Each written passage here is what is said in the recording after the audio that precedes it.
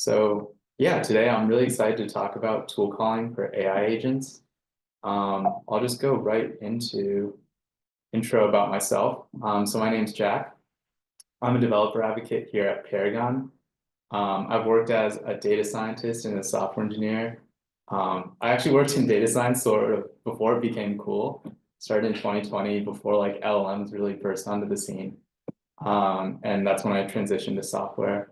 But I think it gives me a really good perspective on sort of the fundamentals of how LLMs work, as well as what it's like to actually put an application into production. So a couple things I've done at my time here in Paragon. We've really done a good bit of research on RAG best practices. We've done some on sort of like how to properly retrieve context for more traditional RAG use cases.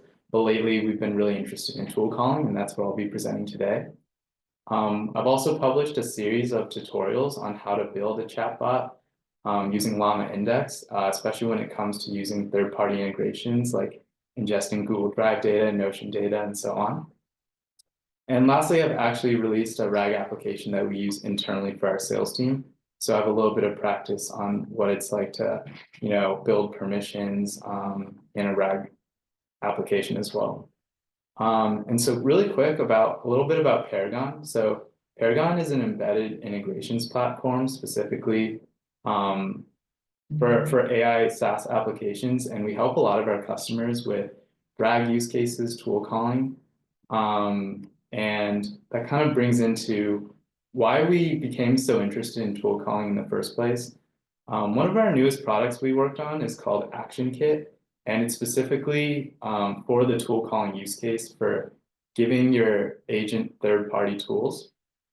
And that's what really caused us to become interested in just how to optimize tool calling, create tools that are useful for our customers that can automate their workflows, especially when it comes to third-party APIs. And second, we noticed that sometimes when you give agents tools, they're not always very reliable. And so we were really interested in how to make tool calling reliable, because that's the only way you're going to be able to provide customers with really good experiences and have your agent be able to actually use the useful tools that you give it. And so we're going to be covering three things in this webinar. The first one is just for audiences that maybe are a little bit less familiar with tool calling. We'll briefly talk about, what exactly are tools and why they're useful and how they work. Our second part will be about challenges and, what happens when tools go wrong and your agent doesn't use tools properly and why that might happen. And third part, and probably the most interesting part, is how do we optimize and sort of alleviate the pains from part two? And what methods can we employ to optimize tool performance, and how do we quantify those performance gains? And at the end of every section, I will stop briefly and we'll check the chat for any questions that you guys have. So if you have questions, feel free to put them in the chat. At the end of every part, I'll try to go through the questions with help of my team and answer any of them live. Great. So yeah, let's get started with our first part. Just what exactly are tools? So at a high level, tools are essentially an interface for your LLMs to call functions that your engineering team can define that really extend and enhance the capabilities of your existing AI application. So some really basic examples are maybe tools to get the current time, the current what the weather's like, or perform basic arithmetic. And if you can see, like some of these tools are really extending an AI application's capabilities, like getting the current date. You guys probably might know that LLMs have sort of a training like cutoff date where they only know their knowledge up until like a certain date. But giving it a tool to get the current date might be useful depending on your use case. And other tools really, I would say, like enhance an LLM's capabilities. Up until recently, people are kind of making jokes that LLMs are bad at math or counting letters. And so some people have implemented tools just to do basic arithmetic. So while these are some basic examples, it should give you a flavor on, just why tools are useful for an AI application. Some maybe more relevant ones for you guys that are building like AI SaaS applications are querying from your users' third-party platforms, like querying from your user's Salesforce to get, what contacts or accounts that they have. Getting contents from their file storage systems, like their Notion or their Google Drive or their Dropbox. As well as like doing maybe more like create update type actions where, it's not just about querying and retrieving information, it's also about creating data in your users' third-party platforms, like posting a Slack message, maybe creating like a Google Doc or sending an email through Gmail. So that's what tools can do for you. How do we actually implement them? So there's two main parts when it comes to building a tool. The first one is what I'll call JSON metadata, and it's essentially like descriptions in human readable format that really describe to your agent when a tool should be used and how it should be used. So an example of things you might want to add when it comes to the metadata is maybe a concise name of a tool, a description of when it should be used. And after your AI application uses that metadata to determine, okay, I'm ready to use a tool like, basic math or getting weather. You also need actually like a coded function. So this is kind of, your engineering team's probably already really familiar with how to write, functions. This is the code that will actually be called, retrieve the data, and return it back to your AI application for answer synthesis.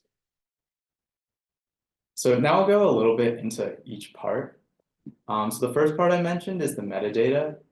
Most LLM providers like Anthropic and OpenAI will have a standard JSON format where like each of these, you give information, like I said, about when the tool and how the tool should be used.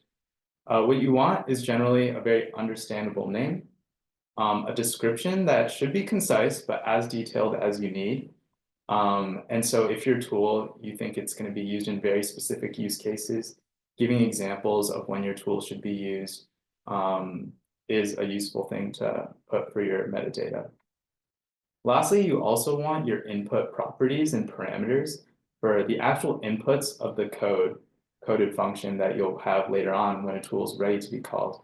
And just like your tool description, you also want sort of property descriptions for every input that you might have. So these might be strings, these might be like integers or numbers if you, for example, are implementing like some arithmetic. But you can have, it's sort of similar to a function in TypeScript or Python. You want parameters for your function that your LLM can really take from the prompt and input it into your like actual code later on. And so that gets us to the code, what function will actually be called when your LLM is ready to call a tool. So this is, you can write it in any language you would like, but essentially your arguments for this tool, the inputs, have to match the inputs that you defined in your metadata in your previous section. Once the tool is run, then you'll actually return the outputs of the code in a tool message for your AI application to use after. So some examples of what the code can actually do. You can call your own AI application or your own application's backend API. You can call third-party APIs to query data, like we gave some examples of getting data from your user's Salesforce or Notion. Creating actions, like creating a record in your user's third-party platforms. And then maybe very use case specific utilities. So for example, if you're building like an AI meeting assistant, getting today's date and maybe getting this week's array of dates is something useful so you can schedule meetings better. Or if you're building, say, like an AI sales assistant type agent, maybe give it definitions of custom metrics like close one rate. That might be a useful tool to give your agent as well. Yeah, so that's the end of part one, and hopefully that gives you a little bit more of a baseline understanding of what tools are and how to implement them. I'll check the chat real quick if there are any questions. Okay.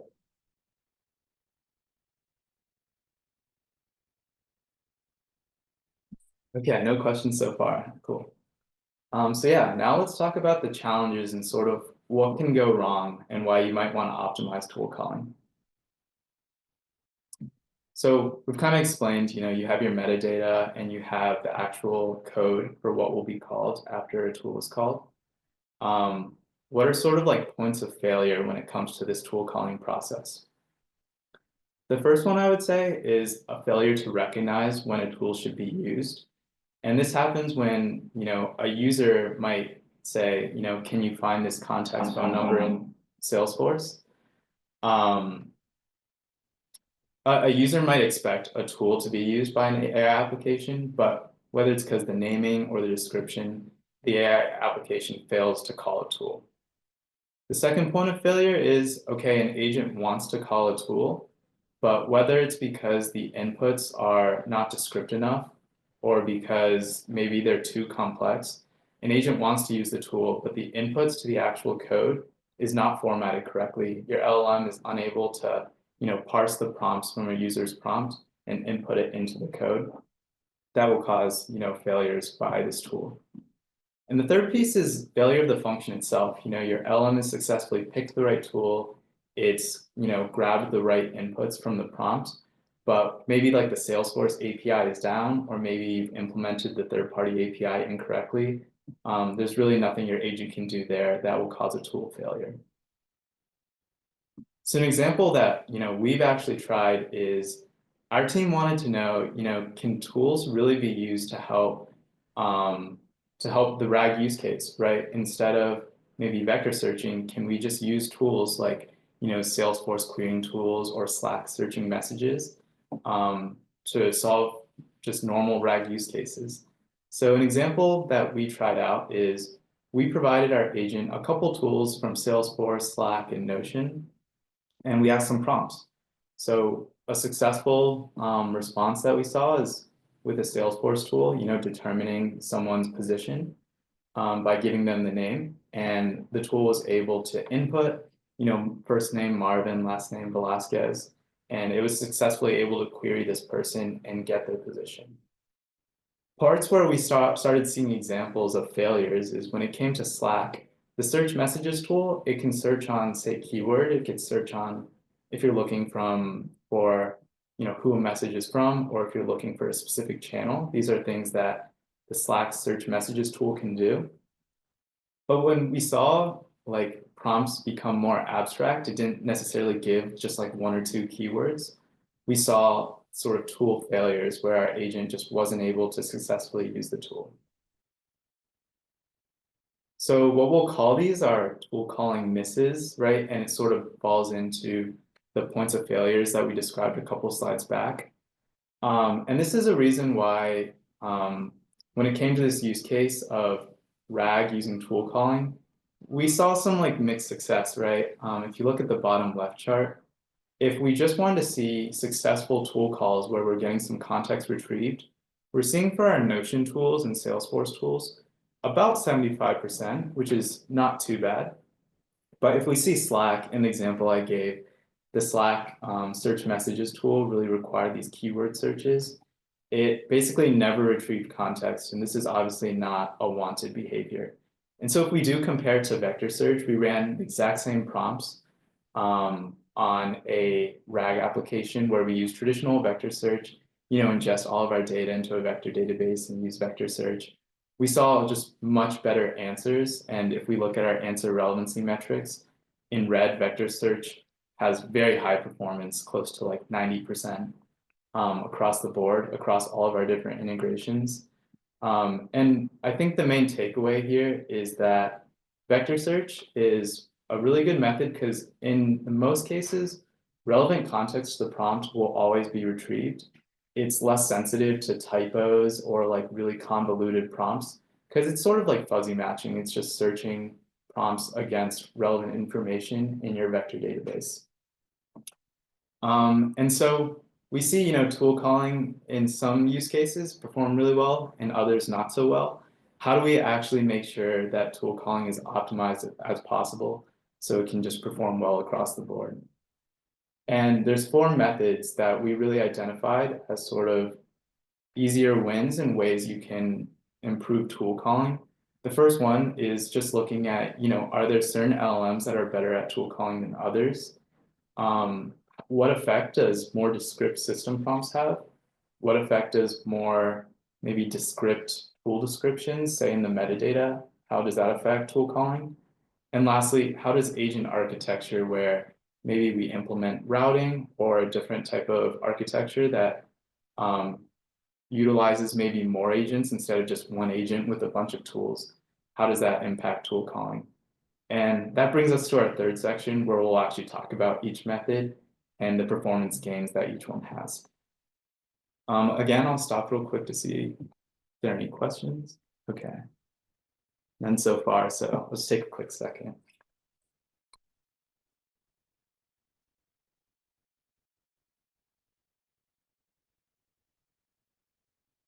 Guess I'm just explaining this super well, which I'm glad. But I think this part, this next part 3 is probably the most interesting because it provides insights on really how do we measure tool performance in the first place, and then how do we actually improve upon it. So measuring LLMs can always be sort of like an abstract concept, right? Because it's hard to, sometimes examine how good is a response without actually reading it. But what we really wanted to do is provide an automated evaluation framework, especially when it comes to tools, because that's what we're really interested in our use cases. So we measured 2 main metrics. The first one being tool correctness. And so tool correctness is, given a prompt, are we actually calling the right tools for the prompt? And how we did this is we implemented a bunch of test cases where each test case has a prompt, and we expect a certain tool to be called for each prompt. And then we evaluate, did our agent actually correct the tool, or correctly call the tool that we expected? So it's essentially an exercise in, can our agent pick the right tool? The second metric is task completion. And this is more of a metric of, given an input, every input is sort of like a task, like, oh, find me all the Salesforce contacts with this position. That's a task. Is our agent actually able to successfully give me, to complete that task correctly? So it takes into account the actual agent response and all the tools that were used to evaluate to what extent was my original task completed. So both these metrics are on a scale from 0 to 1, 1 being sort of 100% tool correctness or 100% task completion, and 0 being like the worst outcome possible. And so for every slide from now on, when we talk about metrics and gains, it's all based off this evaluation that we ran, where we had 50 test cases, and each test case has a test prompt. And I'm not going to read all of them, but some examples are, are there any Salesforce leads who are CFOs? And so this might take a query Salesforce tool. And in the bottom, we have one that's maybe a little bit more complicated, like asking if there are any similar documents in Notion as Google Drive. So this would call for multiple tools across multiple integrations. And we tried to be sort of as comprehensive as possible. We tested about 20 different tools from 6 different integrations, 2 CRM, Salesforce and HubSpot, 2 messaging integrations, Slack and Gmail, and 2 file storage integrations, Notion and Google Drive. And again, we varied our complexities where we asked really direct questions like the Salesforce querying one, and then more complicated ones where we need multiple tools from multiple integrations and need a little bit of sort of like thinking, comparing and contrasting. We really want to be very varied in our test bank, essentially. Right off the bat, we also want to address some limitations of our evaluation. If we want something really automated, we have to sort of run these tests in a one-shot use case, in a one-shot format. And what that means is it's not really like maybe a production level chat interaction where you expect a user to maybe go back and forth to really complete a task. All of these measurements, where we test the agent response to a test prompt, we only give it sort of one opportunity. Can you get it right on the very first try? And while that maybe doesn't simulate a production AI application, especially if it's a chat interface, I do think it's useful because even in a scenario where you have an AI application where you chat with it, it's sort of ideal if your agent can perform the user's task with as minimal like back and forth as possible. The optimal sort of user experience is, hey, I want to do something. You can just get it right on the first try without me prompting or correcting it too much. So even though it's not one-to-one with like a production environment, we do think this is still a pretty good measurement for how you want to improve your tool calls for your agent. So now for the results. The first one we want to evaluate is LLM choice. How do different LLMs basically perform when it comes to our two metrics, tool correctness and task completion? And so what we saw is task completion being sort of our more important metric. Claude's 3.5 Sonnet and O3 Mini had the best task completion, completing about 62-63% of tasks. One thing that kind of surprised us was actually, if you look at GPT-4, in terms of tool correctness, the ability to pick the right tool, it's actually far and away the best at that. And it has a very wide discrepancy of picking the right tool to actually completing the task. And what that actually means is GPT-4 is good at picking the right tool given a prompt, but then when it comes to maybe taking the right inputs and running the code, it kind of left a little bit like of meat on the bone there. And when we really looked at the actual tool calls and the inputs and outputs, what we saw is for maybe more complex tools, like for example, there's a Salesforce tool where you can write like a SOQL, which is like a SQL type query language. GPT-4 was just unable to write that query language very well, whereas Sonnet and O3 Mini was actually able to use that tool correctly. So yeah, overall, 3.5 Sonnet and O3 Mini are better LLMs for calling tools and actually completing tasks. Do you want to answer? Oh, sure, yeah. And yeah, I'll answer some quick questions here. Yeah, which model from Thomas, which model do we recommend for calling for OpenAI? O3 Mini, I think we saw a much higher task completion than GPT-4. And it's one of the newer reasoning models, and Mini's still relatively affordable and quick. So we think this is a good choice. Where does tool, from Aryan, where does tool calling max out today? I remember it was like 20 at one point. So good question. Yeah, there is kind of mixed research on what's like the optimal number of tools. And, you know, when we get later on to agent architecture, we experimented with varying different number of tools, so I won't give away that answer quite yet. How many average iterations does it take for the agent to get the parameters correct for complex queries? Good question. So we saw, you know, a 60% task completion, and so each one of those is sort of like one iteration because we said, you know, we would only give our agent one opportunity to complete the task. That being said, we do, you know, in a couple slides, in a system prompt, give our LLM agents more rules of saying like, hey, if we get like an error from the first tool use, just retry and see if you can, you know, correctly use the tool the second or third time. And we saw our agent actually was able, just based off the system prompt, to call tools multiple times. And what I'll say is I don't have the exact number of like the average iterations, but a lot of times actually all you need, like the agent can actually successfully use the tool after the second or third try. So it's a pretty valid strategy to try to reuse a tool multiple times. That being said, it's ideal for it, you know, the agent to perform the task right the first time because your user doesn't have to wait as long. See those like 3 dots in any chat. But yeah, I don't have the exact number of iterations just off the top of my head. And is it O3 Mini low or high? I'm not quite sure what the question is, if it's low. If you're asking about if you feel like, you know, the task completion percentage is low or high, I think it's a little subjective, but yeah, 63% is basically like, you know, every 6 out of 10 tasks are completed correctly. I would say that's probably, you definitely want in production a higher task completion. But that being said, like a lot of our tasks are not the easiest, right?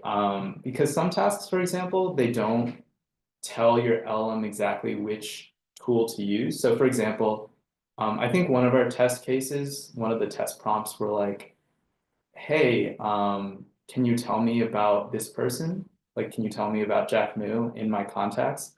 But it doesn't say if I'm a Salesforce contact or a HubSpot contact.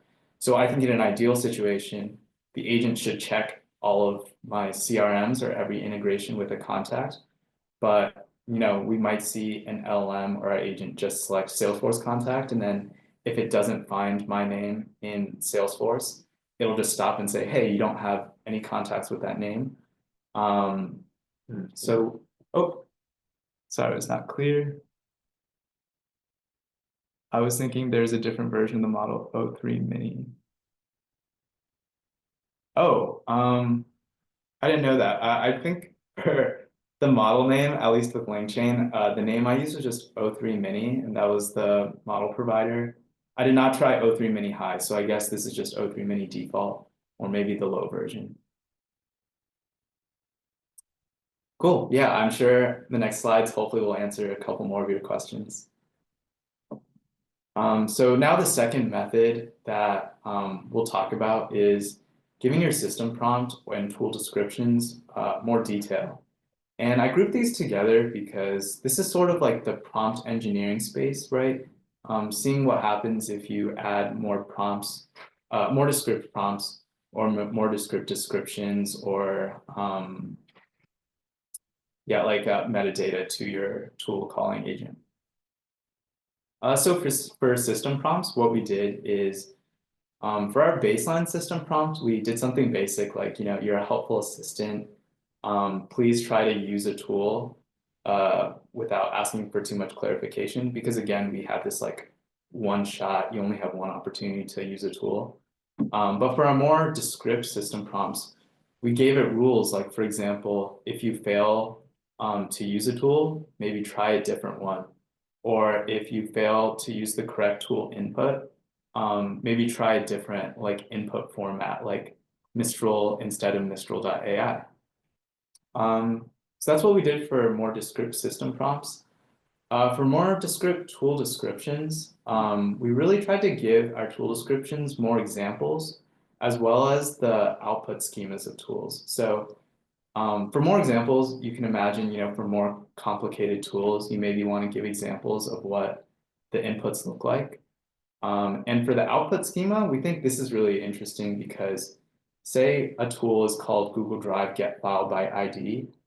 If I'm reading this, I have no idea if it's going to get me the file contents or if it's just going to give me maybe metadata about the file, like who the owner is, what data was modified.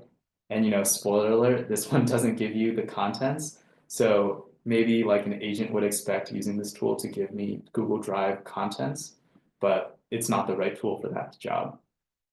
So these are some ways that we think, ideally this should optimize tool calling.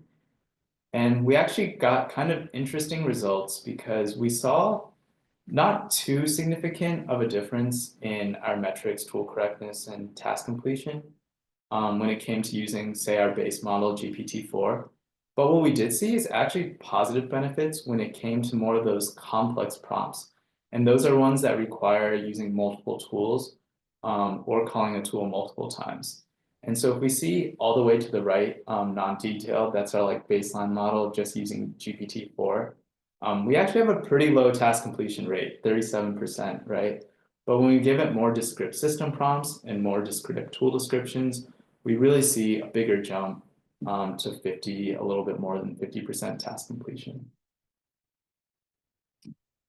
Our very last method we'll be talking about is agent architecture. We know there's a whole bunch of architectures, right? From like agent swarms to maybe like responder evaluator type architecture. But the one we really wanted to test and what we're most interested in is this routing architecture, where instead of one agent that has access to all the tools, so 20 tools in this situation, which is, sometimes best practice says is sort of the max number of tools you should have. What if we had separate agents for each type of integration? So The Slack agent only has the Slack tools, and there might be just 3 or 4 of them. Notion agent only has tools that have to do with Notion, and so on and so forth. So this is evaluating not only the agent architecture, but what happens if you give an agent less tools. And so what we saw is also a little bit of an interesting result here. It has mixed results depending on the LLM. So we use GPT-4 as sort of our base model. And when we used routing architecture on GPT-4, we actually didn't see that different of a result. So if we look at like tool correctness, routing and like without routing is both hovering around 75, 76%. And we were quite like curious why GPT-4 wouldn't, do better with routing architecture because it has the same tools. It just has less tools to sort of pick between. So we tested it on Claude, and what we saw is it actually did have a pretty big impact when it came to Claude Sonnet 3.5, having a really big impact on tool correctness. And this is sort of what we'd expect, right? Given an agent less tools to choose from, it's able to select the right tool, not only based off like probability, instead of 1 out of 20, it can just select 1 out of 3. But it also sort of makes sense, right? And so our hypothesis here is that if you remember when we compared LLMs, GPT-4 was already pretty performant at selecting the right tool. But Claude and O3 Mini had a much tougher time with tool correctness. I think its tool correctness was around 69, 70%. And so our hypothesis here is that agent architecture sort of like it addresses weaknesses of different LLMs. So routing architecture, I think, really addresses the weakness of tool correctness. And that's obviously a much bigger weakness of 3.5 Sonnet and O3 Mini. And that wasn't as big of a weakness in GPT-4. So our recommendation here is that for agent architectures, really understanding, what is the goal of the architecture, sort of what is the weakness that it's trying to address. And for example, if one LLM is like maybe prone to hallucinating, maybe an architecture that has like an evaluator agent that always checks the responses, that might be like an addressable weakness for that architecture. But trying every combination, understanding the purposes of architectures, if you can understand the weaknesses of, certain LLMs, that's sort of maybe more of a, like a refined or maybe informed decision that your team can make.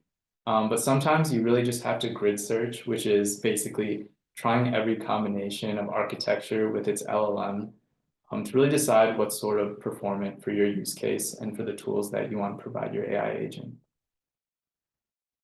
So to wrap up, we kind of went over, we went over, what exactly is tool calling. Hopefully it gave you a better understanding of what tools are and why they're useful. We went over the challenges of what can go wrong, especially if you kind of just quickly build tools really quick with a name and a description. You expect, the LM to take care of everything and use these tools optimally. We see that's not always as easy as it might sound. And lastly, we gave some methods, them being LLM choice, making more descript system prompts, making descript tool descriptions, and lastly, choosing agent architectures as ways you can optimize tool calling. And we gave some recommendations of what we found the most impactful. LLM choice having the highest impact when it comes to most performant tools, where O3 Mini and 3.5 Sonnet as having the best tool calling performance. More detailed descriptions for tool descriptions and system prompts is really helpful when you have really complicated or more complex prompts that maybe require multiple tools. And lastly, for agent architectures, really understanding weaknesses of LLMs, understanding, purposes of architectures, and then trying different combinations. It might not be the most satisfying answer, but we think that generally is the best way to go when you're trying to find the most optimal agent and methods to use to optimize tool calling. So yeah, that brings us to the end of our seminar. We have a couple links if you're interested in learning more about our products, as well as maybe just more educational resources. Just to plug one interesting article that our team created was Are you able to sort of just use tool calling for RAG instead of vector searching? Because vector searching, you need to like ingest all the data, like keep a copy of all the data in a vector database and permissions. So if you're interested in topics like that, please check out our Learn section. And with that, I'll pause for any last questions that any of you guys might have. Okay. In your observations, how do they perform in nested tool calling? So I guess is it Eshwaran? I don't know if you want to elaborate on nested tool calling, but we did try what we call chaining or multiple tool calling, where you might have to call like a tool multiple times or call different tools and synthesize an answer based off the responses of a bunch of different tools. And as you probably saw in this slide, if you look at all the way to the right, non-detailed, where this is how GPT-4 performed on complex prompts that involved, multi-tool calling or chaining. We saw a much lower task completion and a much lower tool correctness score.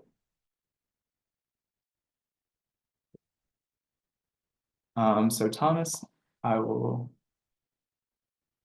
are planning to add function calling and thinking. Answer questions. One knowledge agent.